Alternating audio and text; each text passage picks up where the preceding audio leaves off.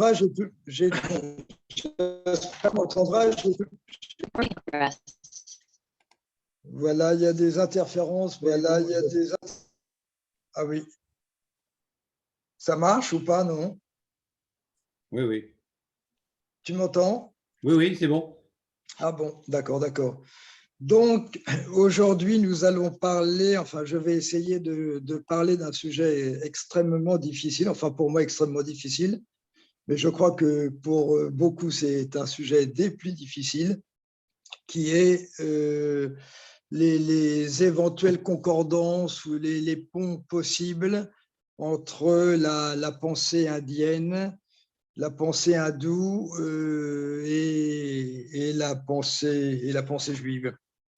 Donc, ce sera très, très peu historique, sauf que effectivement, chacun sait qu'il y a une tribu, enfin, qu'on a appelée longtemps les Juifs de l'Inde, les Bné Israël, du nom générique d'une tribu, la 10e ou la 12e, enfin, rien n'est très fiable là-dessus, qui se serait égarée donc en Inde bien avant l'ère chrétienne et qui se serait installée dans le Maharashtra, c'est-à-dire la région de Bombay. Mais comme chacun sait, les Juifs sont descendus tout en bas vers le Tamil Nadu, puisque pendant fort longtemps, jusqu'après la Deuxième Guerre mondiale, il y avait une communauté juive qui est aujourd'hui, qui n'existe pratiquement plus, qui n'existe plus, et qui était à Cochin, Kochi, donc, mais aujourd'hui, il y a une importante communauté rabat, de femmes et hommes d'affaires, souvent francophones d'ailleurs, qui se trouve à Mumbai et une autre qui se trouve à Delhi, évidemment, mais c'est surtout Mumbai dans l'une des plus grandes villes de l'Inde et qui est un petit peu le poumon économique. Donc, je parlerai finalement extrêmement peu, ou plutôt pas de l'histoire, sauf pour rappeler encore une fois qu'entre 33 et 45 du siècle dernier, beaucoup de Juifs européens ont trouvé asile en Inde jusqu'après la Deuxième Guerre mondiale. Et voilà, et peut-être certains sont restés à Mumbai, enfin, mais beaucoup sont partis, ont fait l'ALIA ou sont partis pour les États-Unis ou pour l'Angleterre, comme cela va de soi. Donc, je voudrais dédier d'une certaine manière ces propos un peu décousus, vous m'excuserez, parce que le sujet est à la fois si vaste et qu'on s'y perd un peu et que je m'y perds moi-même. Donc, je voudrais dédier ce petit drache à deux personnalités, deux penseurs et écrivains qui en plus ont écrit dans notre langue, qui n'étaient français ni l'un ni l'autre. Et je nomme Benjamin Fondane, mort en 1944 à Auschwitz, et Elie Wiesel, dont je voudrais doublement saluer la mémoire, à la fois pour son amour de l'Inde, comme Benjamin Fondane, mais parce que c'est le 5e anniversaire de son yahrzeit que nous avons célébré avec quelques amis dans la communauté de Menton il y a exactement une semaine, c'était dimanche dernier, où a été inauguré probablement le premier Sefer Torah au monde qui lui ait été dédié. Donc, essayons de commencer. Deux conceptions du monde radicalement différentes dans tous les sens du terme et en même temps mues par une folle aspiration au divin et qui a ces deux religions mères, comme je les appelle, ont une autre particularité, c'est qu'elles ont été, à travers l'histoire, des religions non missionnaires, non conquérantes.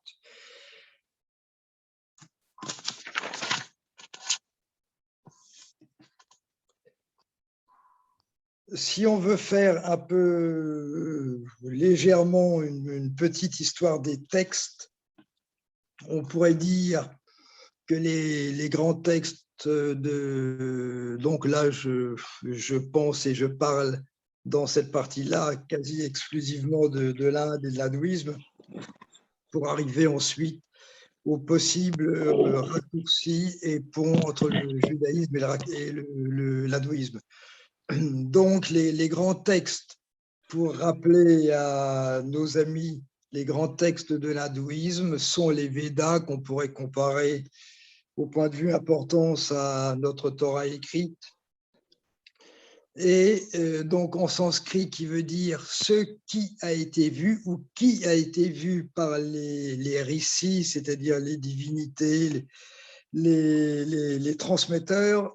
Et là où ça, donc ça a une notion, une importance de révélation, les Védas. Et le deuxième texte fondamental de l'hindouisme sont les Upanishads. Et c'est d'ailleurs extrêmement intéressant parce que ça nous ramène évidemment à l'idée du Talmud, enfin à l'image du Talmud. Les Upanishads, qui sont des traités relatifs aux équivalences, autrement dit, qui expliquent et complètent les Védas. Et d'ailleurs, les Upanishads sont considérés un petit peu, ou même d'ailleurs beaucoup, et même tout à fait, comme la fin ou la conclusion des Védas. Et donc, ça nous ramène encore une fois à la Gemara par rapport au Talmud.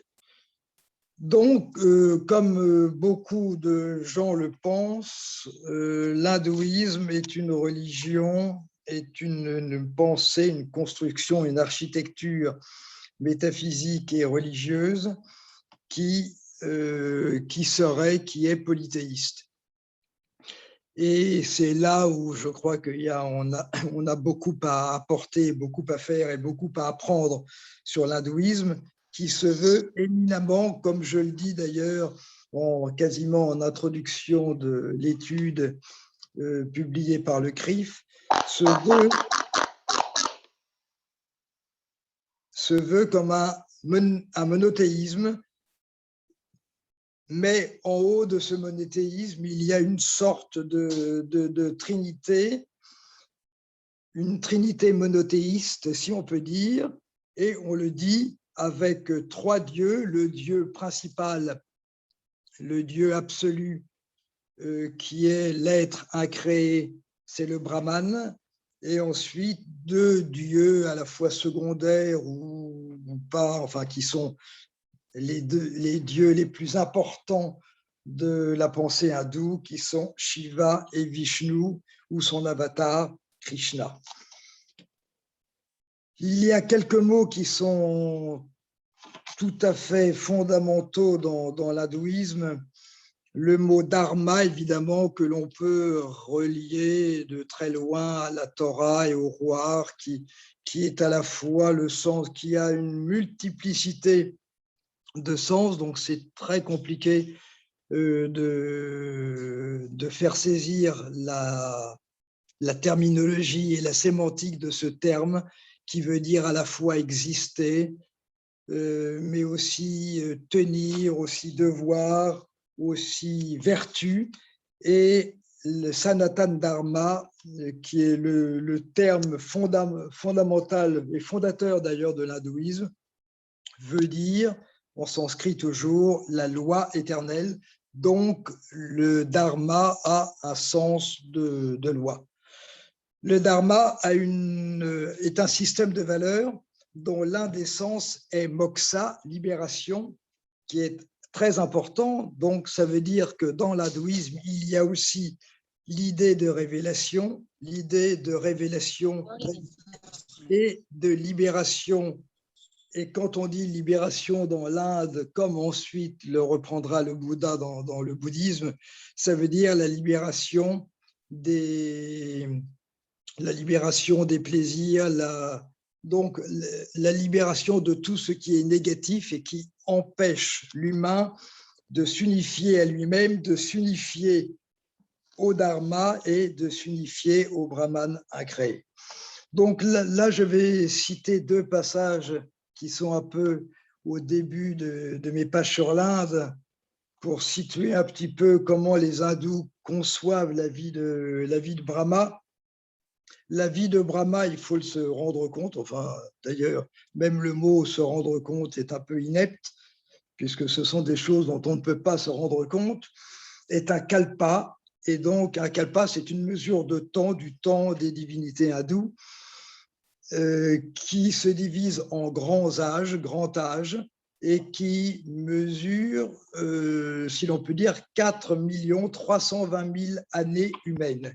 Et la Bhagavad Gita dit « Ceux qui savent que le jour de Brahma dure 1000 âges et que la nuit de Brahma est de 1000 âges aussi, sont les connaisseurs du jour et de la nuit. » Et il y a un autre texte, toujours du Vedanta, qui dit « Ni la terre, ni le feu, ni l'eau, ni l'air, ni l'espace, ni les organes des sens, ni l'agrégat de tout ceci, toutes ces choses sont incertaines.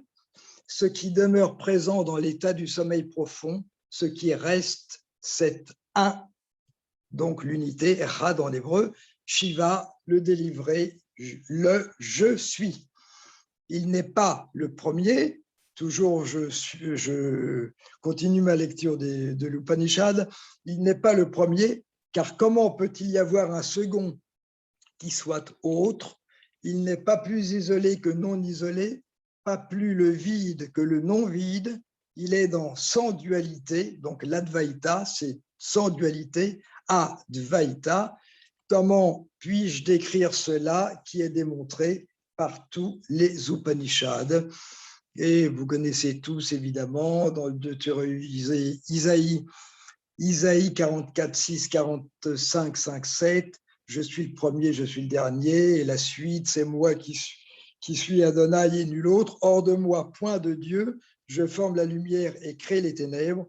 J'établis la paix et suis l'auteur du mal, moi Adonai, je fais tout cela. La Bhagavad Gita est un des livres les plus célèbres, pour ne pas dire d'ailleurs le plus célèbre de l'hindouisme pour les habitants de l'autre hémisphère, dont sont les Européens et donc les Juifs. Et c'est un texte, c'est un livre, donc le 6e livre du Mahabharata, qui fait partie, donc, qui constitue un chapitre du 2e plus grand poème épique de l'Inde. L'Inde a 2 poèmes épiques fondateurs de leur religion. Le premier, c'est donc le Mahabharata, autour de l'histoire de la Bhakti, dont les chants, la Bhakti étant le synonyme de l'amour mystique du Dieu avec sa Sakti et du Dieu avec la créature humaine. Et ce qui est tout à fait remarquable, c'est que les chants 12 à 18 du Mahabharata prônent la doctrine du salut. On revient à cette idée de salut dont je parlais tout à l'heure, et par excellence, la bhakti qui est l'amour, pour parvenir, encore une fois, à cette idée fondamentale du bouddhisme et qu'on retrouve fondamentale de l'hindouisme et qu'on retrouve absolument dans le bouddhisme, qui est le renoncement à tous les plaisirs et à toutes les pulsions humaines, et qui seul aboutit à la fin du cycle du samsara, à la fin des renaissances.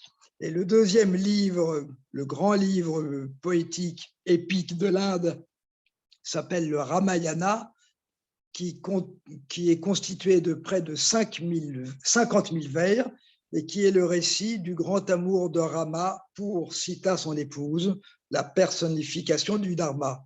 Et c'est ici que l'on peut faire d'ailleurs une comparaison entre le Ramayana et le Shirachirim, où il y a effectivement ce rapport et cette symbolique entre l'amour humain et l'amour mystique par rapport à la loi divine d'un côté, au Dharma qui est aussi une loi divine de l'autre, et c'est l'union de l'âme individuelle Sita, donc l'épouse de Rama, avec l'âme universelle Rama, qui est le centre et l'aboutissement de ce poème majeur de l'hindouisme, le Ramayana.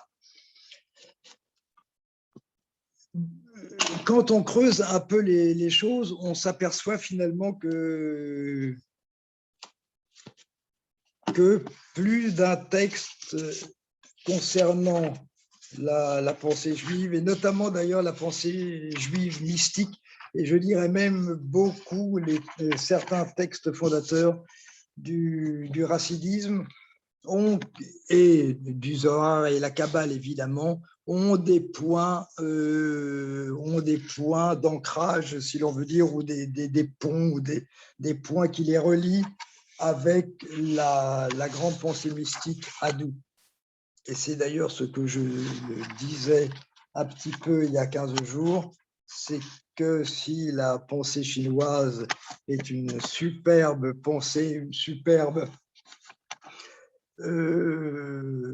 spiritualité, j'allais dire presque non transcendante, où il y a aussi des choses qui se relient et qui convergent vers des passages que l'on peut trouver dans la Bible et dans le Talmud. Il y a en tout cas dans toute la pensée indienne, depuis le Vedanta jusqu'aux Upanishads, une notion fondamentale qui est la notion de révélation, la notion de dharma, de loi éternelle, Sanatana Dharma, et cette idée évidemment de Dieu, le divin. Et il y a depuis de très nombreuses années, j'ai un livre que vous connaissez probablement tous, qui a été publié en France il y a au moins une quarantaine d'années, voire plus, et qui est un livre majeur du rassidisme, qui est signé Dov Ber de Lubavitch, Lettres au rassidisme sur l'extase, qui a été introduit et noté par Louis Jacobs dans une édition américaine et donc publié chez Fayard, du temps où Fayard publiait de grands textes mystiques de toutes les religions. Et dans l'introduction de l'éditeur à cette lettre au Racidim, je vois l'éditeur à l'époque était celui qui avait traduit le texte était Georges Lévite, et celui qui était le directeur de collection à l'époque, il y a pas loin de 50 ans, était Georges Massui. Et dans son avant-propos, Georges Massui écrit ceci qui est assez confondant. Dans l'introduction rédigée par Louis Jacobs, on remarquera non sans étonnement que certains points essentiels de la doctrine de l'école Chabad, à laquelle appartenait Dov-Ber de Lubavitch, ne sont pas sans quelque analogie avec les assertions fondamentales de la tradition hindoue. Ce fut d'ailleurs une réelle surprise pour nous d'y découvrir comme un parfum lointain de l'Advaita Vedanta et même de l'école bouddhique du Madhyamika. C'est une chose effectivement tout à fait remarquable, et vous verrez dans cette petite étude du CRIF que je cite justement ces passages particulièrement saisissants qui rejoignent la grande mystique hindoue du tout et du rien à propos effectivement du divin. Et on peut trouver dans l'introduction de Louis Jacobs quelques passages tout à fait extraordinaires. Je vous en cite un un particulièrement frappant dans les premières pages, où il écrit si le racide éprouve dans la contemplation l'ivresse d'une émotion, il se rend coupable de s'abandonner ou de ressentir le yesh, il a pris conscience de ce qui est, entre guillemets, et l'a placé avant le rien divin. D'autres fidèles du Chabad préféraient souligner les besoins d'émotion du fidèle et minimisaient les différences entre le Chabad et l'école d'Abraham de Kalisk. Et il y a ce passage-là tout à fait important où il est dit « Le racide, conscient d'être en extase, n'est pas encore parvenu au degré de l'extase vraie, car le moi constitue une barrière, un yesh, un quelque chose qui fait échouer le but de la contemplation, à savoir la perte du moi dans Aïn, le rien divin. Comme ça, il y en a des pages et des pages, et c'est quelque chose de très frappant que l'on retrouve dans tant de pages des Upanishads et du Vedanta.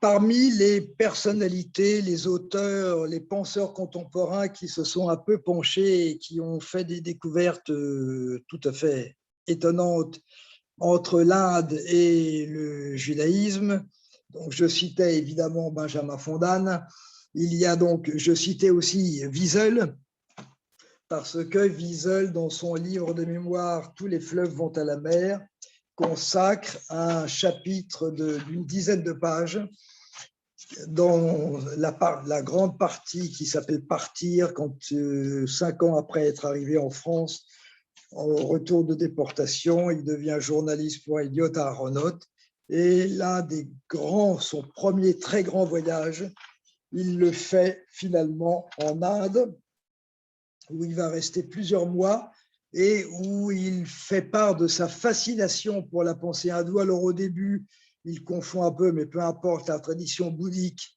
avec l'hindouisme, et il dit la tradition bouddhiste me fascine, les mantras, les yogas d'ailleurs c'est plutôt hindou, mais ça a été repris après pour le bouddhisme. Et ensuite, il ajoute, je les étudie, mais de loin, Bhagavad Gita. Alors là, on est complètement dans l'hindouisme.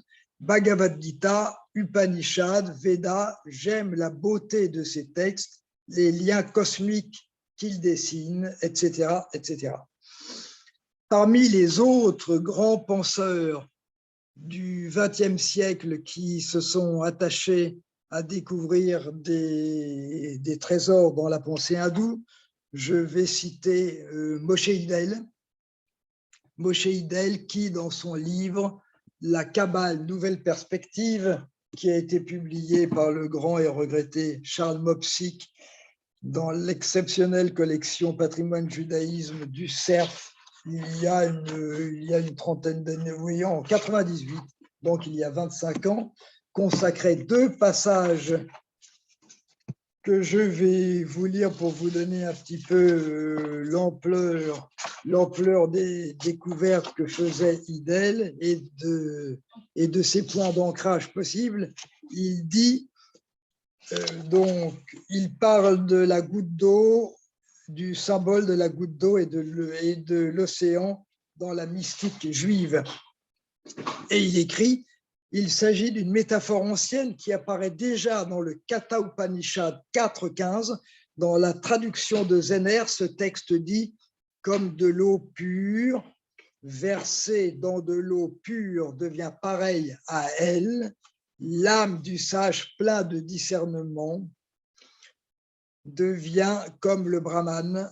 Les mystiques musulmanes et chrétiennes, donc ça maintenant c'est Hidel qui continue, les mystiques musulmanes et chrétiennes ont utilisé cette image dans les sources kabbalistiques. Elle apparaît pour la première fois chez Rabbi Isaac d'Acre, et je cite Rabbi Isaac d'Acre, elle, en parlant de la Neshama, de l'âme, s'attachera à l'intellect divin et il s'attachera à elle, et elle et l'intellect deviennent une même chose, comme lorsque l'on verse une cruche d'eau dans une source jaillissante, elles deviennent une seule et même chose. Tel est le secret de l'intention de nos maîtres, Zirono Librara, de mémoire bénie. Mais il y a un autre passage très étonnant du cher Moshe Hidel, quelques pages plus loin, où il dit, retenez, donc c'est pour ceux qui ont le livre,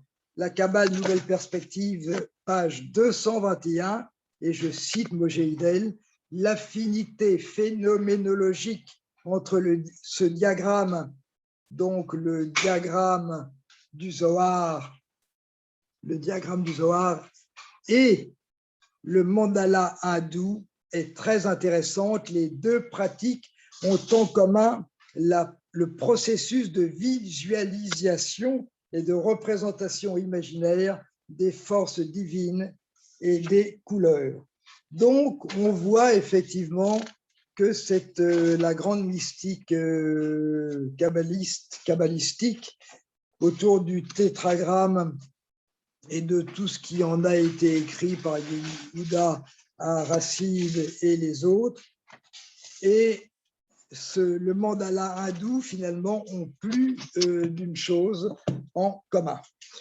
Mais il y a une autre, plus proche, plus jeune que Moshe Hillel, plus proche de nous, qui est juive, et qui est d'ailleurs, avant d'être juive, qui est une femme et qui est une grande intellectuelle.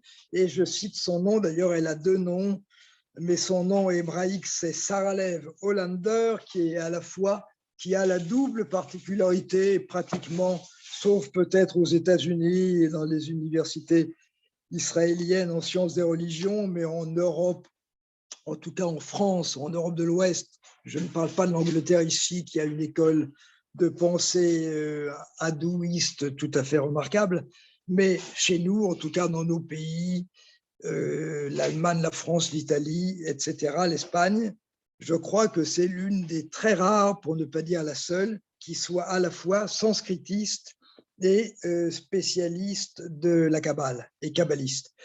Elle a traduit aux éditions Fayard, toujours à la grande époque, plusieurs textes des Upanishads, et dans son volume récent qui est paru il y a 5 ans, qui s'appelait Upanishad, elle citait un passage de Chandogya Upanishad, Samaveda, où elle dit ceci que je trouve absolument remarquable. Il existe 3 divisions du Dharma, donc le Dharma, encore une fois, c'est la loi morale, et les voici: l'étude des Védas et faire des dons, exactement Gmilut Rasadim.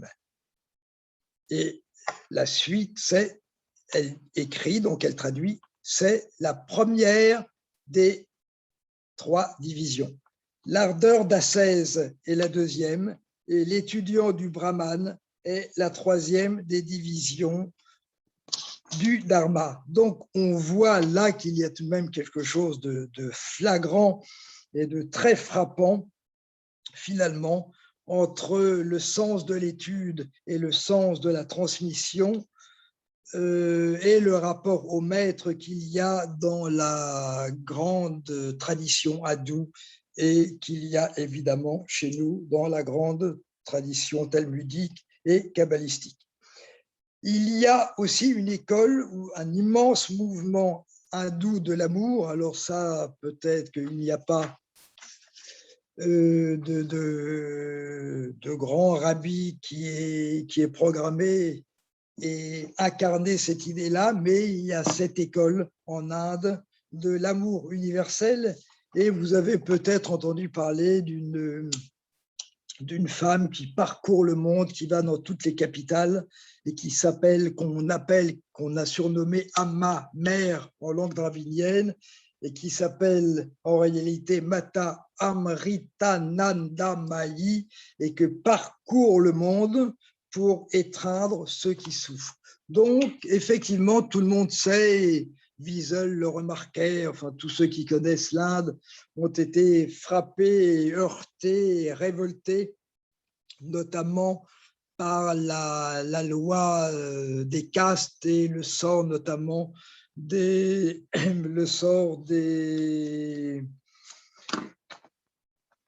intouchables, qui est tout à fait effrayant, même s'il y a eu beaucoup de progrès là-dessus et qui est l'une des choses évidemment qui sépare jamais la pensée juive évidemment et la pensée hindoue, parce que le système des castes et la caste des intouchables, enfin les hors-castes finalement, est quelque chose de tout à fait immuable en Inde, malgré tous ceux qui ont pu lutter contre depuis plus d'un siècle, depuis Ramakrishna le grand, Vivekananda, Gandhi lui-même et beaucoup d'autres.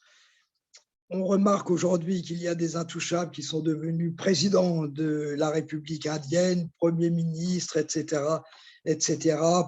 à des sénateurs, enfin des postes extrêmement importants dans la hiérarchie politique, mais il reste que cette réalité de l'intouchable est une chose tout à fait odieuse à nos esprits, et pour un esprit, je dirais lévinassien, mais pour tout esprit juif qui pense effectivement que le rapport à l'autre est fondamental, c'est quelque chose qui n'est pas acceptable. Et tout ça pour vous dire que dans cette tradition hindoue, dans cette immense tradition avec toutes ses contradictions, il y a ce sentiment à la fois de Mokta et de Brahma, mais aussi ce sentiment, cette volonté, cette convergence vers ce mouvement hindou de l'amour universel pour la libération des êtres. Donc, c'est quelque chose qu'il faut prendre tout à fait au sérieux. Et donc, maintenant, peut-être pour terminer, je citerai deux, trois passages. Une que je retrouve donc dans le livre de Benjamin Fondane, Au seuil de l'Inde.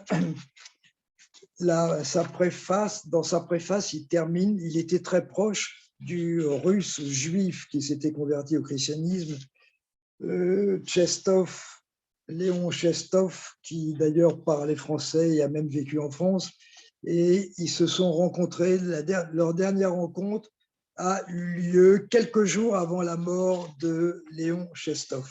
Et sur la table de chevet de Chestov, on a retrouvé, le lendemain de sa mort, un livre en allemand d'un système der Vedanta, donc le système du Vedanta, qui était ouvert à cette page-là. Ce n'est pas une pénible ascèse qui marque celui qui a la connaissance du Brahma, mais la conscience joyeusement confiante de l'unité de Dieu. Et peut-être pour terminer ces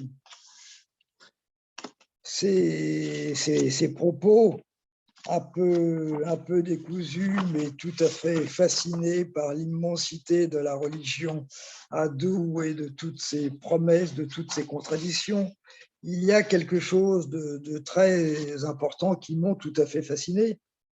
En dehors du Yesh et du Yahin, dans le rapport au Brahma, par exemple, il y a une véritable, on peut dire théologie, même si le mot n'existe en réalité ni chez les juifs, ni chez les hindous, mais enfin bon, bref, en sciences des religions ou dans la théologie, malgré tout, il y a quelque chose d'extrêmement important, c'est que, à ma connaissance, ce sont les deux grandes religions, l'hindouisme et le judaïsme, qui ont consacré déjà chacun un livre à l'union sexuelle et à l'amour mystique qui sont liés. D'ailleurs, je me disais, le Ramayana, et chez nous, donc évidemment le Shirachirim, mais qui ont été très loin dans la personnification de l'amour mystique.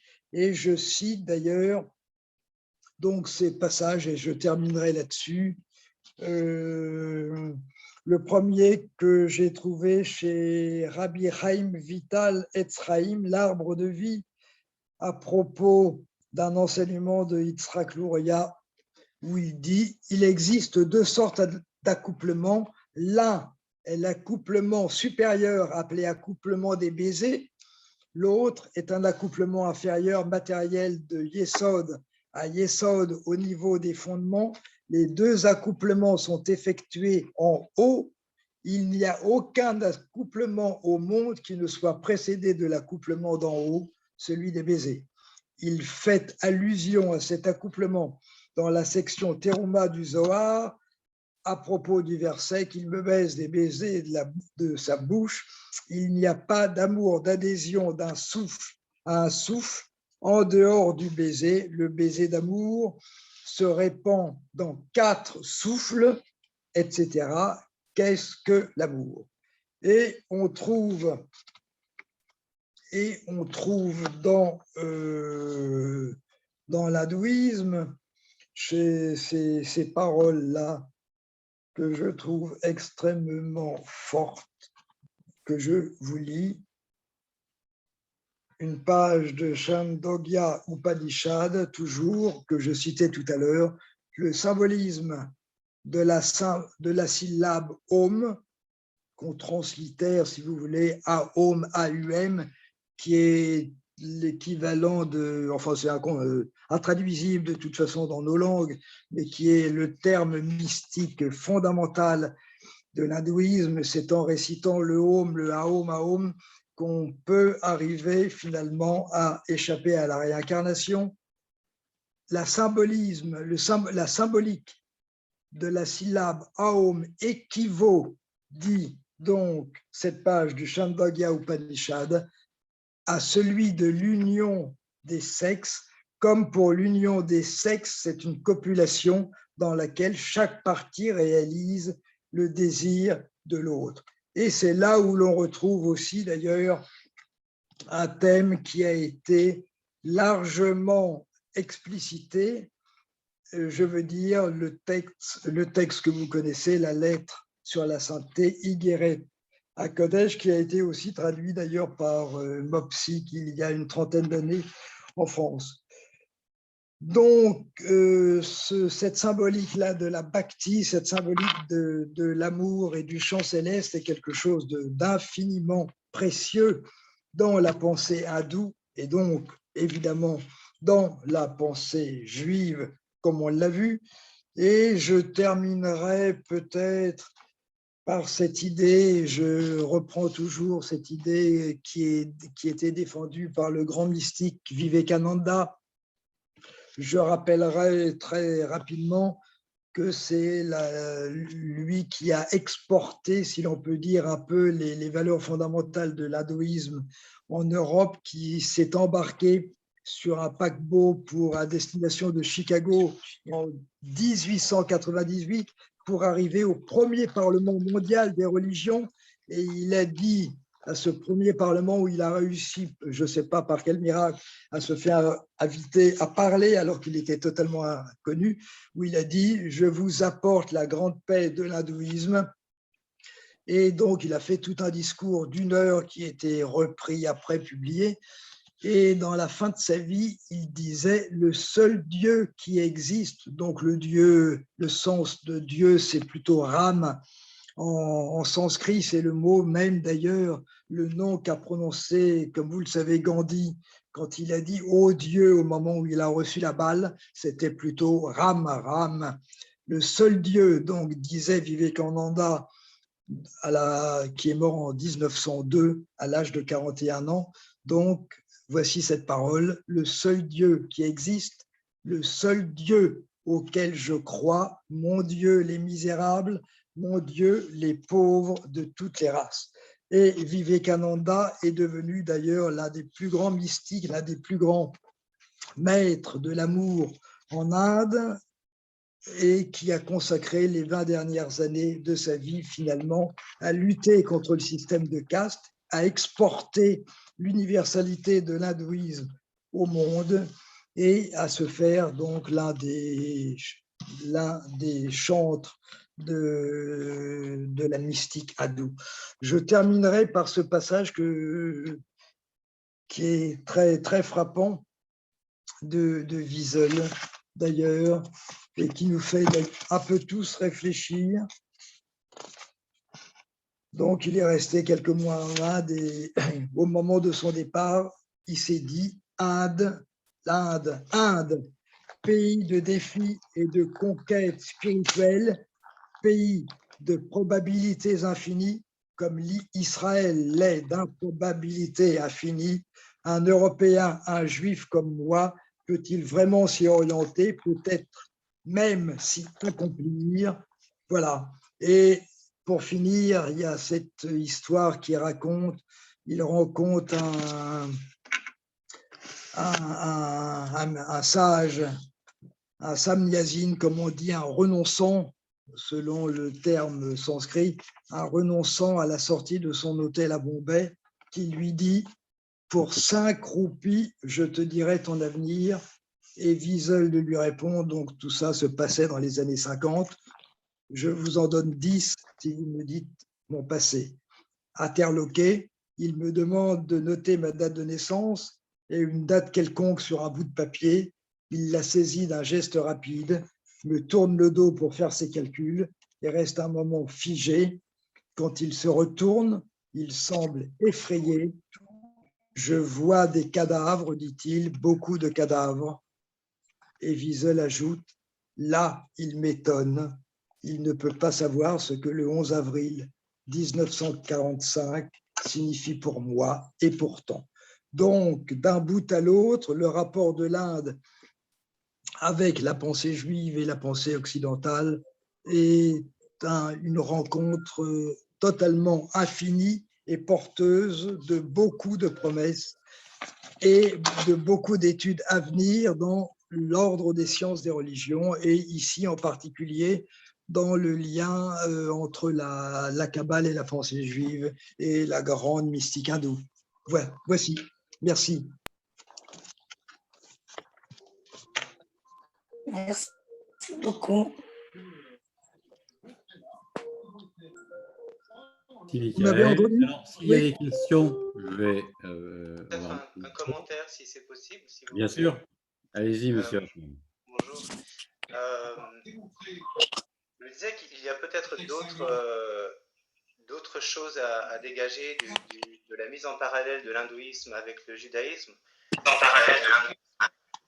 Par exemple, le fait que dans les deux systèmes, il y ait l'idée que la création du monde vient par les lettres et par le texte, par le texte sacré, la Torah d'un côté et les Védas de l'autre. Et peut-être une autre chose qui est intéressante, c'est les deux religions. Peut-être une autre chose qui est intéressante, qui sont encore deux peuples qui sont dynamiques, c'est-à-dire qui sont capables de porter leur ancienneté, leur tradition, et de la mettre en face de la modernité et de faire marcher ça. Et c'est très étonnant parce que je ne pense pas qu'il y ait d'autres peuples anciens qui nous montrent ça aujourd'hui. Voilà. Bon, il y aurait beaucoup de choses, je pense, peut-être à ajouter. Sur Swami Vivekananda que vous avez cité, et qui est aux États-Unis et qui lui, alors ce qui est extraordinaire, je pense, c'est qu'il a fait vraiment, il a fait une traduction de ce qu'est la pensée indienne en anglais, et il a réussi à amener dans une autre culture la pensée indienne, ce qui a l'air simple quand on le lit maintenant, mais ce qui ne l'est absolument pas. Et il avait cet esprit rationnel parce qu'il était formé à Calcutta, qui était la ville, capitale pour les Anglais en Inde. C'était leur quartier général. Et donc il avait cette formation à la pensée, à l'intellect occidental. Et avec ça, il a pu exprimer la pensée de l'Inde. Et c'était, oui, en effet, le premier, ou presque le premier, à le faire en 1893. Oui, 1893, c'est ça. Ouais. Oui. Oui, probablement le premier d'ailleurs, je crois le premier hindou à l'avoir fait. Il y avait une personne avant lui, mais qui était peut-être moins inspirée. Et il a dit en arrivant là-bas, je salue la nation la plus récente au nom de la nation la plus ancienne. Oui. Et il a eu un barrage d'applaudissements immense, et ça a été un événement assez énorme de rencontre de deux plaques tectoniques. Tout à fait d'accord avec vous. Oui, c'est exact. Donc, ce sont deux peuples, effectivement,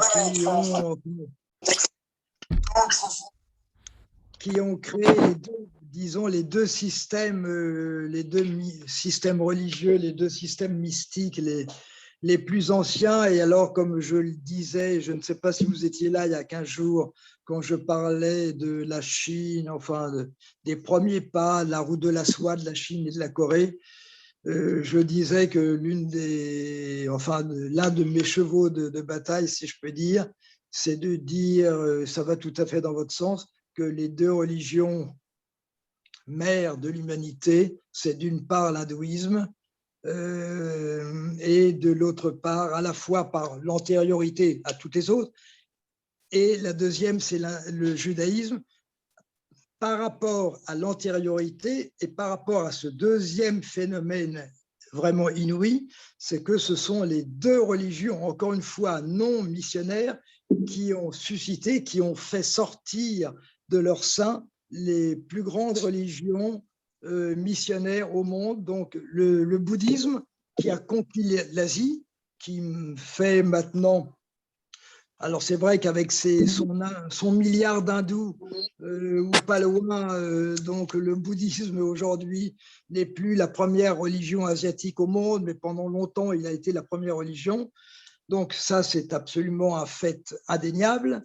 Et je ne vais pas rappeler les religions qui sont sorties de chez nous, du judaïsme. Donc, il y a ça. Et alors, si on veut même un peu creuser, c'est intéressant, même géographiquement, de se dire que finalement, d'un côté, il y a les vallées du Jourdain entre la mer Morte et la mer Rouge, et de l'autre côté, c'est toute la vallée de l'Indus qui, voilà, donc les grandes religions ne sont pas nées ni en Chine finalement, ni en Afrique noire, ni je ne sais pas où, ni en Europe qui n'existait pas, mais sont nées dans deux régions très particulières du monde, dans le pays sanskrit, si je peux dire, et dans le pays hébreu ou araméen. Voilà, donc il y a vraiment tout un tas de choses qui sont vraiment à étudier. Et la preuve, quand Moshe Hidel s'émerveille finalement du lien entre l'arbre séphirotique et le mandala hindou, il y a quelque chose là vraiment qui demande réflexion.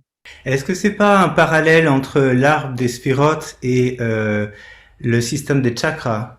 Oui, c'est ça, oui. Mais il dit même dans le texte que je lisais, il parle même du mandala en lui-même. Donc, on peut appeler le système des chakras un mandala. Un mandala, c'est une alors, constellation, on peut dire. Oui, c'est tout à fait ça.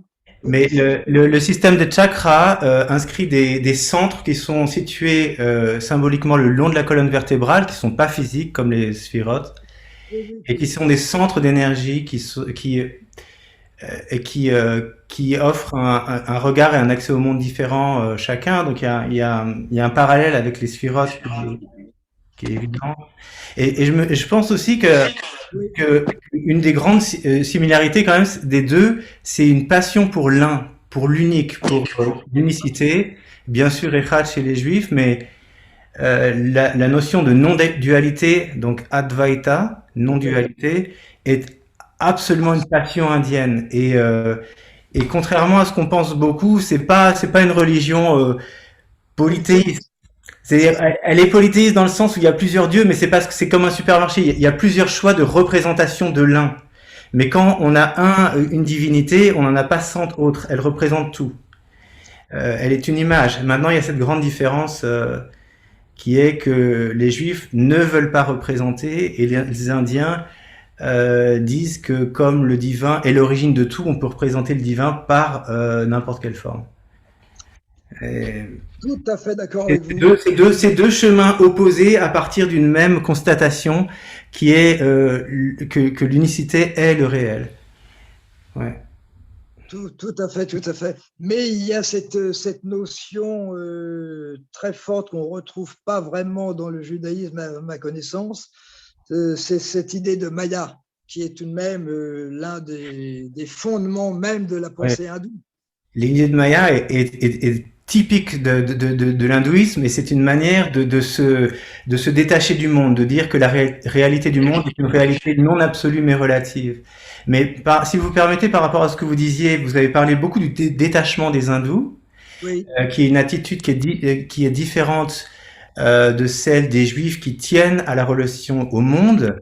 Bon, j'ai étudié l'hindouisme, je suis tout à fait d'accord, mais quand on regarde de plus près, il me semble qu'il y a des similarités, c'est-à-dire que dans l'Inde ancienne, il y a moins de, si vous permettez, de puritanisme, et quand on regarde des Upanishads, par exemple, Brihadaranyaka Upanishad, il y a à l'époque des Upanishads, d'abord les rishis, les sages étaient mariés, Et il y a dans cet Upanishad-là des images. C'est le sage Yagnavalkya qui parle à sa femme Maitreyi et il lui dit, il lui montre le monde et autour d'eux, il dit tout ceci n'est que miel. Et il dit de la même manière que tous les fleuves vont à l'océan, tous les êtres vont à Brahman, la réalité absolue. De la même manière que tous les plaisirs vont à l'organe sexuel, tous les êtres vont à Brahman. Donc il y a quelque chose comme il n'y a pas de puritanisme à un niveau sexuel. C'est quelque chose qui est accepté dans la vision du monde à cette époque ancienne. Et le puritanisme actuel de l'Inde, je pense qu'il a quelque chose à voir avec la présence des Anglais avant et avec la domination musulmane pendant 800 ans de l'Inde. Complètement d'accord avec vous. Oui, les Anglais et l'islam ont apporté effectivement tout ce puritanisme. Et, oui, tout à fait, tout à fait. Je vois que vous connaissez bien l'hindouisme. Oui, j'ai vécu en Inde 10 ans. Vous auriez dû faire la conférence à ma place alors. Donc vous aviez appris quelle langue vous parliez? J'ai appris le hindi, mais j'ai étudié les textes en sanskrit. Oui, bien sûr. Et vous étiez où en Inde? J'ai vécu longtemps à Bombay, j'ai vécu aussi à Delhi et aussi un peu à Benares. Ah, fascinante ville, Benares. Fascinante ville, vraiment. Il y a beaucoup d'Israéliens qu'on voit à Benares, enfin avant le temps du Covid, oui. Ils étaient très sensibles à l'aspect rituel ils voyaient une religion ancienne pratiquée devant eux, et on dit que bien des Israéliens qui ont été témoins de ça sont revenus à leur propre religion après avoir été touchés par la vision des gens qui vont faire les ablutions le matin dans le Gange. Absolument. Merci pour ce témoignage. Merci beaucoup. D'autres personnes souhaitent prendre la parole. Non, Michael, juste, je voulais dire un mot, parce que justement, monsieur, il vient de parler du retour. Allô? Oui, vous oui, m'entendez? Très bien, très bien. En fait, monsieur, il vient de parler du retour aux origines. Je ne sais pas si vous avez lu et écouté les témoignages de Haruna Lipschitz. Non, non, non. Parce qu'elle raconte tout son périple. Elle venait d'une famille très, très pratiquante, très orthodoxe dans le judaïsme. Et en fait, elle s'est révoltée en disant qu'il n'y avait pas de place pour les femmes et tout. Donc, elle est partie en Inde. Elle a pris la robe orange, etc. Tout un grand parcours. Et finalement, elle est revenue quand même à ses sources parce que c'était quand même très, très loin de la pensée occidentale. Ah oui, ça c'est vrai, oui. Elle avait été interviewée par Josie à la télé, justement. Donc elle a fait un livre sur son périple en Inde, c'est ça? Voilà, exactement. Je vais le noter, ça. Oui, ça m'intéresse beaucoup. Oui, ça. Haruna Lipschitz. Haruna, c'est son nom indien que le grand prêtre, entre guillemets, lui a donné. Oui. C'est très, très intéressant, ça, comme parcours. Oui, comme quoi, finalement, il y a beaucoup à dire et il y a beaucoup de juifs qui ont été en Inde, qui ont vécu en Inde, qui ont appris l'hindouisme et qui ont appris le sanskrit et qui ont créé des ponts, qui ont trouvé des ponts et des dénominateurs communs. Oui, c'est vrai que c'est un sujet assez inexploré et pourtant, quand on fouille un peu, on s'aperçoit en quelques minutes que on tombe sur des personnes qui ont vécu 10 ans en Inde et qui ont vraiment connu de l'intérieur l'hindouisme. Oui, c'est fascinant. Alors, Michael, il y a des djoubous. Est-ce qu'il y a des djous hindous? Mais justement, on n'en parle pas des djous hindous, mais ça devrait. Oui, il y a eu une mode des djoubous pendant longtemps, mais oui, c'est assez curieux. C'est peut-être beaucoup un peu sous la parole et l'image du Dalai Lama que tout ça s'est un peu créé. Donc, pour moi, c'était… il y a des choses très belles dans le djoubou, parce qu'il y a aussi des juifs, d'ailleurs, qui ont retrouvé le judaïsme après être passés par le bouddhisme. Mais enfin, pour moi, les véritables, les deux mamelles, si je peux dire, de l'humanité, et cette matrilinéarité spirituelle, c'est vraiment entre le judaïsme et l'hindouisme. Enfin, après, tout est possible. Mais voilà, mais il doit exister aux États-Unis, en Angleterre, très probablement des Jews hindous, oui. Qu'est-ce que c'est les Chouïs? Les Chouïs? Qu'est-ce que c'est les Chouïs, hindous, juifs, ça? Qu'est-ce que vous appelez les Chouïs? Ah, on appelait les Djoubous à l'époque aux États-Unis des juifs qui s'étaient convertis au bouddhisme. Donc voilà, Djou pour juif, Jews, et Bou pour bouddhisme. Alors Djou-in pour des juifs hindous. Mais le néologisme n'existe pas, à ma connaissance. Oui, mais Michael, dans le juif, dans le lotus de oui, c'est Kamenetz, extraordinaire, mais c'est sur le bouddhisme. Oui, mais il raconte aussi qu'il n'y a pas forcément de conversion, c'est-à-dire des juifs qui font les fêtes traditionnelles et puis qui ont un petit hôtel bouddhiste aussi. Oui, tout à fait, bien sûr. Et d'ailleurs, c'était extraordinaire parce que comme chacun sait, dans l'hindouisme, c'est une religion dans laquelle on ne peut pas se convertir. Il n'y a pas de conversion à l'hindouisme. Oui, c'est ce que vous avez écrit. Oui. Alors, il y a peut-être quelques cas, mais même le célèbre musicologue Alain Danielzoon ne s'était pas converti à l'hindouisme, mais il était hindou parmi les hindous, mais tout en étant occidental et de culture chrétienne. Mais voilà, donc alors qu'on se convertit au judaïsme. Donc c'est une religion, c'est vraiment le dharma d'un peuple et une religion oui, j'allais dire par le sang et par l'âme. Donc voilà, oui, voilà, c'est ça. Ça ne s'importe pas l'hindouisme, j'ai envie de dire. Et d'ailleurs, notre ami de tout à l'heure disait très bien qu'il faut partir en Inde pour connaître l'hindouisme et s'en imprégner totalement. C'est pas ici en Occident qu'on peut connaître en profondeur. Et l'ami dont je parlais tout à l'heure, cette femme si remarquable, Sarah Leigh Hollander, qui a publié donc tous ses livres sur le hindouisme et les Upanishads sous le nom d'Aliette des Grâces. Elle a vécu pendant 3 ans en Inde avant de partir 3 ans en Israël, suivre l'enseignement d'un maître de la Kabbale. Donc, il faut vraiment partir sur place dans les 2 cas.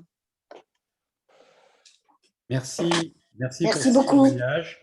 Merci pour vos commentaires. Et puis encore une question. Claude. Oui, l'impression qu'il dégage quand même, c'est qu'il y a des constantes dans la création des religions. Et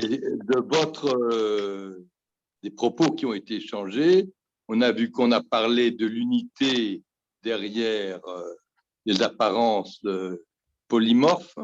On a parlé du flux et de l'énergie, le flux vital, le flux qui se propage à travers les sphères, à travers les mondes. Certains interprètent que derrière la représentation des dieux, c'est une évolution des flux et de l'énergie. Et on a parlé des textes, on a parlé donc de l'iconisme ou de l'anti-iconisme, la représentation. Oui. Et finalement, il y a un point que vous n'avez pas évoqué, qui est autant commun, qui sont les sacrifices, les temples, les sacrifices, les rituels. Bien évidemment, tout ça, c'est les rituels. Donc, je veux dire que il y a les grands appels, les concepts, mais il y a aussi un parallélisme de religion à religion, de construction de religion. Est-ce qu'on peut le dire comme ça? Ah, tout à fait, on peut le dire. Oui, il y a cette idée des sacrifices. Alors, je ne sais pas aujourd'hui dans l'hindouisme moderne s'il y a encore des sacrifices animaux ou si… Quand je dis sacrifice, c'est le rituel d'offrande. Ah oui, absolument, le rituel d'offrande, oui, bien sûr. Des offrandes végétales. Ah bah oui, complètement. Des sacrifices de fleurs. En fait. Oui, Non, mais sacrifice de fleurs, oui, bien sûr. Du lait, des fruits, enfin. Oui, bon, Il y a l'offrande dans un temple à une entité supérieure. Exactement, tout à fait, tout à fait. Et alors, c'est vrai que le brahman en Inde a un rôle plus important aujourd'hui que le rabbin. Enfin, c'est l'équivalent du prêtre au sens hébraïque ancien du Kohen, Gadol. Et donc, vraiment, c'est une caste d'ailleurs, la caste des brahmanes, comme il y a la caste des Kohen. Mais la caste des brahmanes a un rôle, une force aujourd'hui, une actualité qui n'a pas été démentie par l'histoire. Donc, il y a, oui, absolument. Et à la base, il y a toujours les temples et le service dans le temple. Donc, exactement, ça leur donne une légitimité. Tout à fait. Oui, il y a complètement une légitimité. Et c'est vrai, ce rapport à l'eau que je signalais à travers le texte de Moshe Hidel est même, oui, très, très fort. Et dans ce rituel, il y a quelque chose aussi qu'il faudrait étudier et que peut-être certains ont étudié. En tout cas, je trouve qu'il y a une multiplicité finalement de petites et de grandes choses qui sont fascinantes vraiment dès qu'on les étudie un petit peu entre ces deux spiritualités. Mais je sais pas, mais il y a certainement des cas, mais je ne sais pas si les hindous, enfin les prêtres, enfin les savants de l'hindouisme s'intéressent au judaïsme, mais à mon avis, il y a certainement, c'est pas possible qu'il n'y ait pas d'équivalent de gens, puisque à l'université hébraïque et partout, il y a en sciences et religions, il y a certainement des chercheurs fort calés qui font des études comparatives entre hindouisme et judaïsme. Donc, on va peut-être découvrir des choses tout à fait encore plus fascinantes dans les décennies à venir. Et donc, encore une fois, je crois que, enfin, je me méfie tellement de la Chine, étatique et politique, je suis étonné que les Israéliens, pour parler des Israéliens, ne se soient pas positionnés plus fortement par rapport à l'Inde que par rapport à la Chine. Tout le monde, enfin, comme c'est par l'Europe, tout le monde n'a Dieu que pour la Chine. Mais je crois qu'il y a un jour où l'Inde sera aussi puissante que la Chine, à tous les points de vue. Et en plus, il y a une spiritualité tout de même unique au monde. Merci. Merci à tous. De vos enrichissements. Merci beaucoup. Merci à Michael pour ces deux conférences passionnantes. Nous restons à notre fin parce qu'on est loin d'avoir assimilé la richesse. Il faudra faire quelque chose. On se réunira in situ alors à la rentrée. Voilà, avec plaisir. Voilà. Merci à tous. Bonne nuit.